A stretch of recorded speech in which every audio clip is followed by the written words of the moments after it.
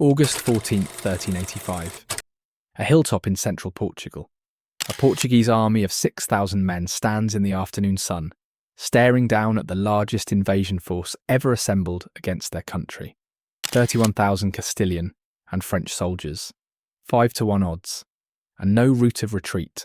Standing among the Portuguese are 200 Englishmen, veterans, longbowmen, men who had already helped win battles across France that should have been impossible. They have done this before. The question is whether they can do it again on foreign soil, against a different enemy, on behalf of a kingdom fighting for its very survival. What happens in the next 2 hours will determine whether Portugal exists as an independent nation, and it will set in motion a chain of events that shapes the world for the next 6 centuries. This is Aljubarrota, the battle you have probably never heard of, and the most important thing Britain ever did that Britain rarely takes credit for. To understand why this hilltop matters, you need to understand the crisis gripping Portugal in the years before the battle.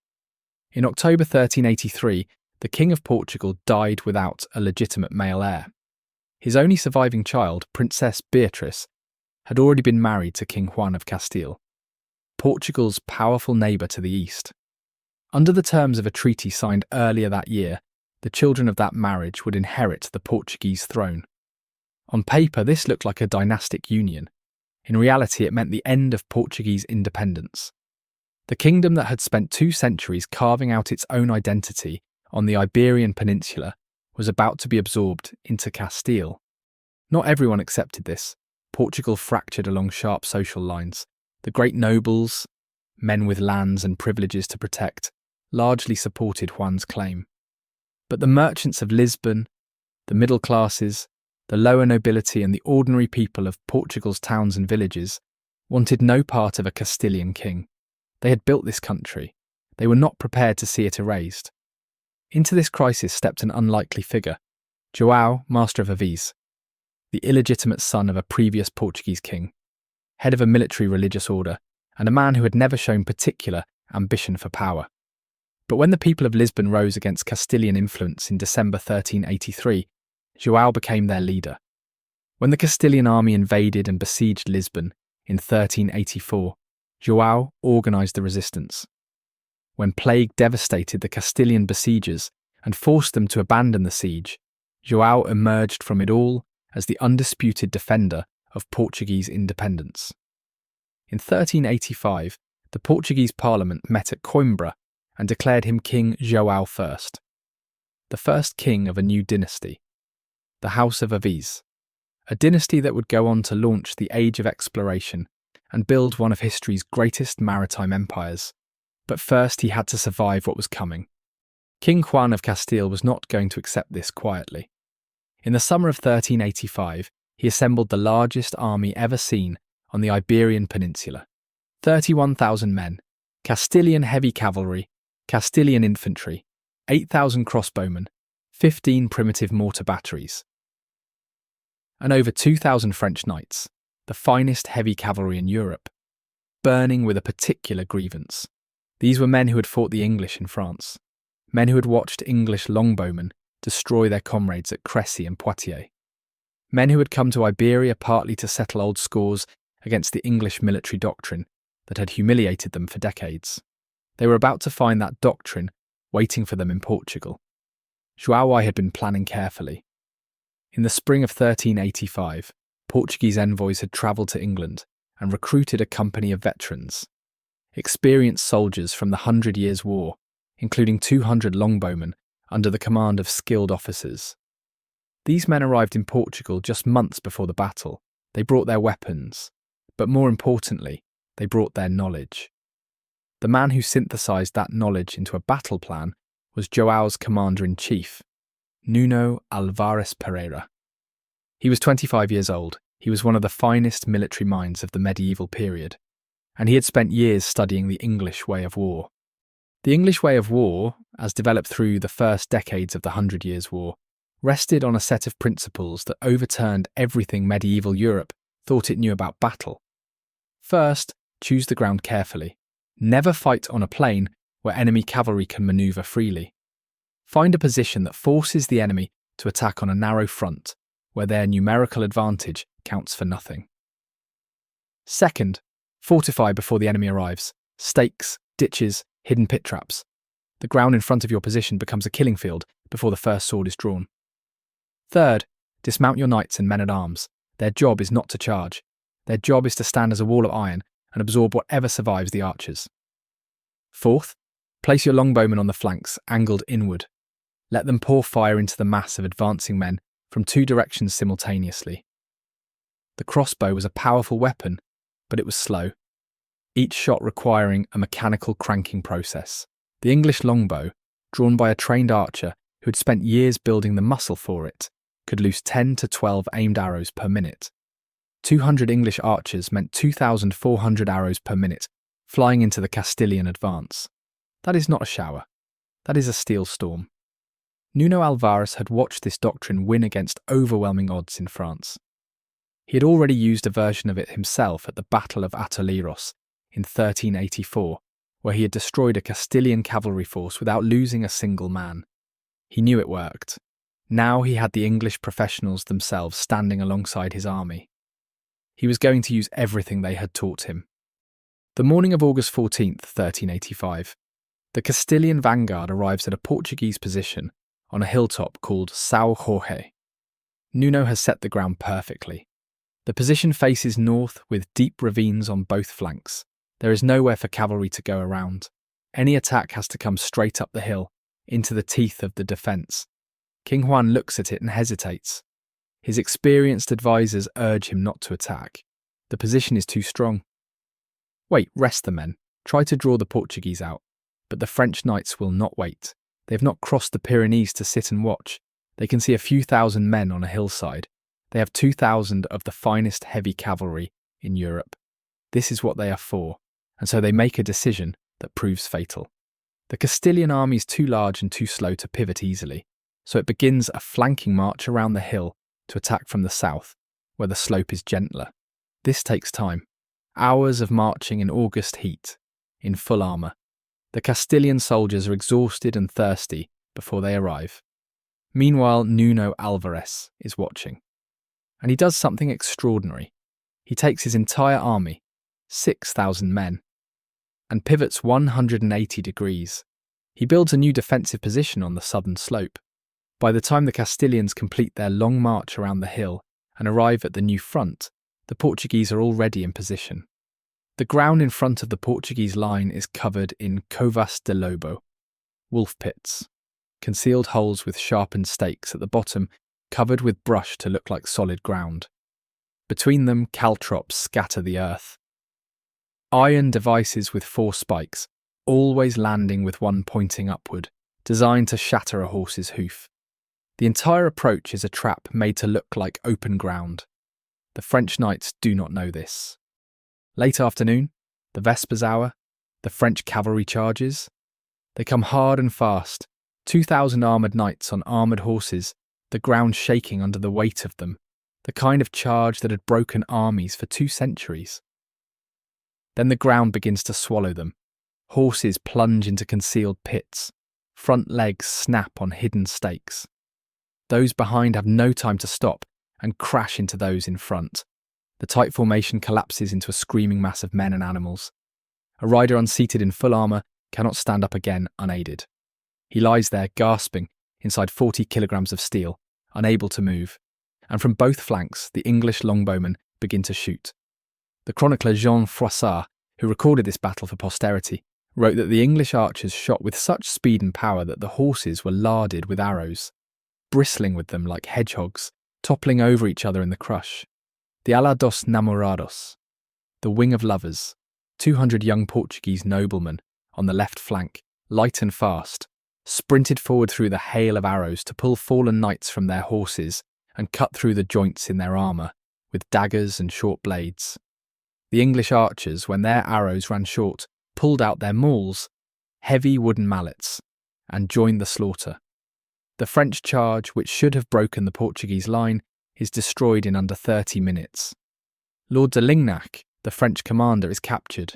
The most feared heavy cavalry in Europe has been reduced to wreckage on a Portuguese hillside, and the main Castilian army has not yet arrived. King Juan commits everything.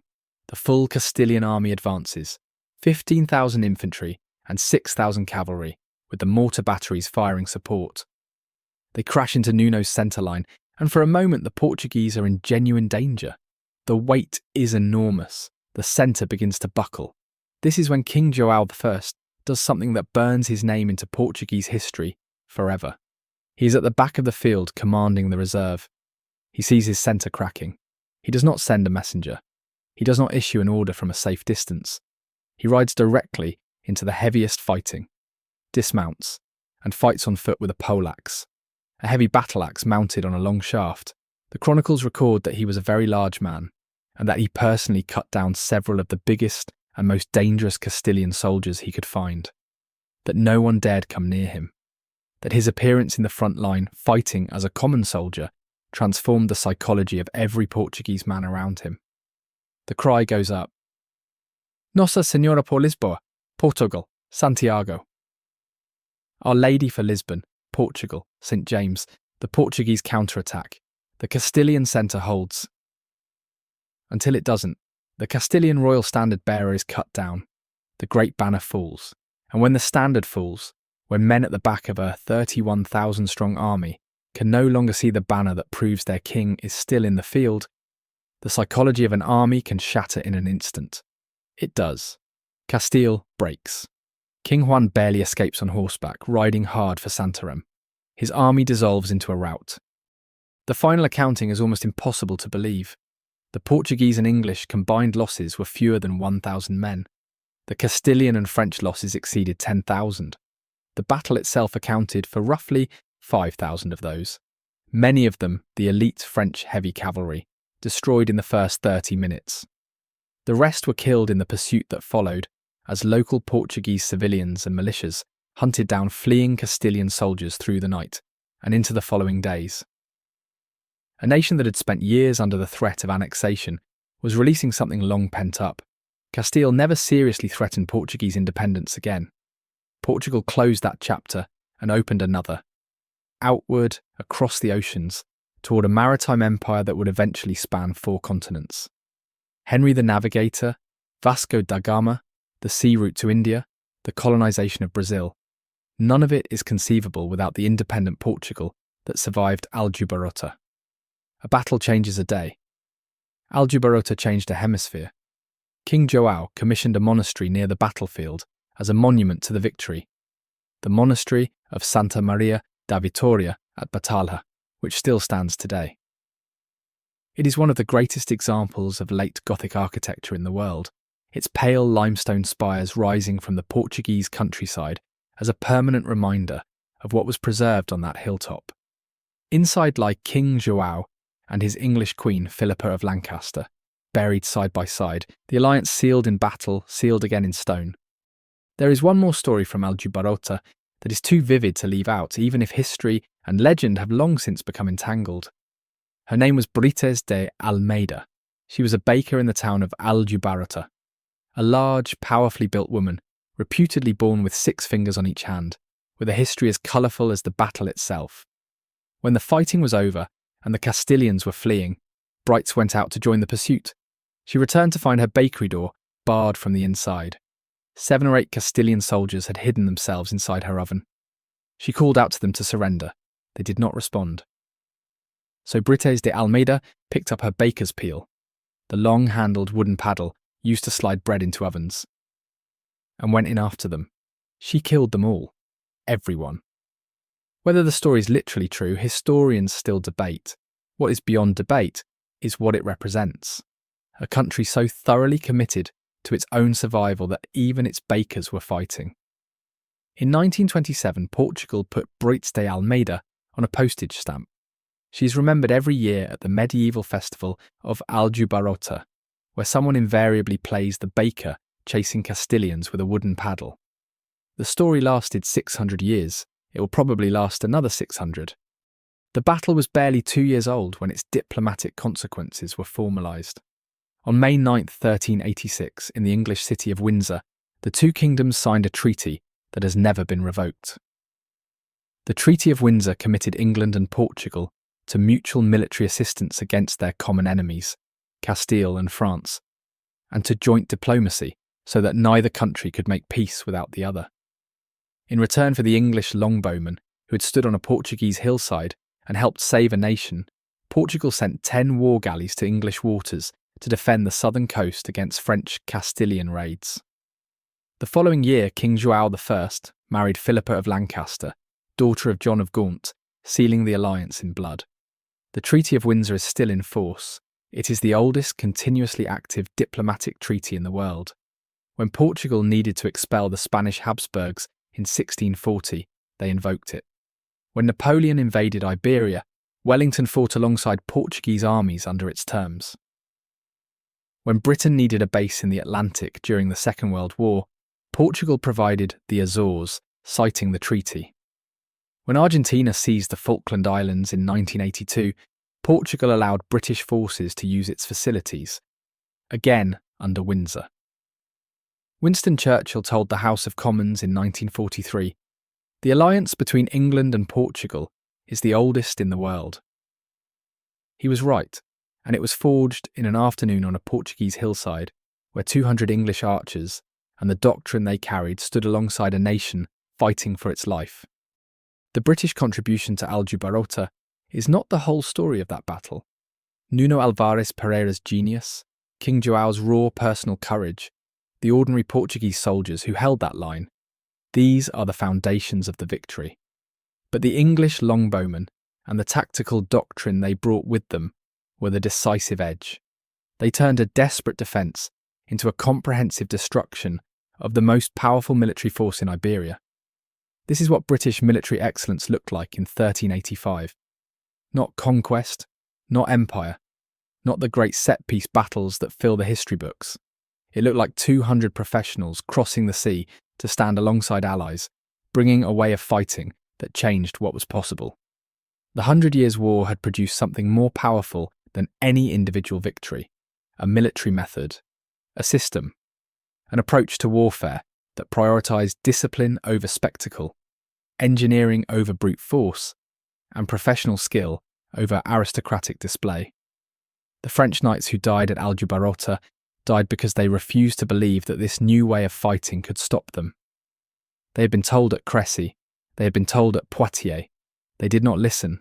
They heard it one more time at Aljubarrota, and this time that they were not in France. They were 2,000 miles from home, on a Portuguese hillside, in the face of English arrows and Portuguese steel, dying for the same arrogance they had never managed to cure. The 200 Englishmen went home. The treaty they helped create is still alive today. And Portugal, independent, sovereign, the launching pad for the age of exploration, exists because of what happened on that hillside on a hot August afternoon in 1385. Some victories echo for centuries. This one echoes still. If this is the kind of history that reaches across the centuries, the partnerships, the moments of extraordinary professional courage, the battles that changed the map of the world, then you know what to do. Britain's history exists because these stories deserve to be told, every one of them. Thank you for watching Britain's history, the stories that mattered told the way they deserved.